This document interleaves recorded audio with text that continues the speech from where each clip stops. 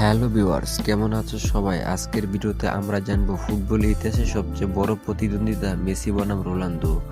এই দুই কিংবদন্তির লড়াই শুরু হয় 2000 দশকের মাঝামাঝি সময় থেকে, যখন মেসি খেলতেন এফসি বার্সেলোনায় এবং রোনালদো খেলতেন ম্যানচেস্টার ইউনাইটেডে।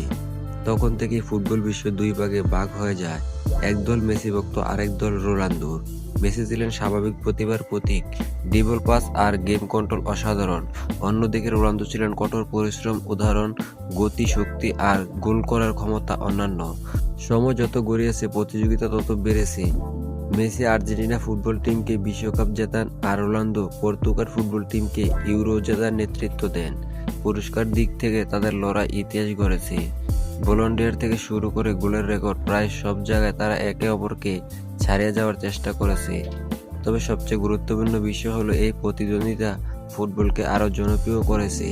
তাদের লড়াই শুধু প্রতিযোগিতা নয়, বরং ফুটবলের মান আরও উপরে নিয়ে গেছে। অনেকে বলেন মেসি সেরা, অনেকে বলেন রোনালদো সেরা, কিন্তু সত্যি কথা হলো তারা দুজনই যুগের দুই কিংবদন্তি। ভিডিওটি ভালো লাগলে লাইক দিন, কমেন্ট এবং সাবস্ক্রাইব করতে ভুলবেন না। ধন্যবাদ সবাইকে।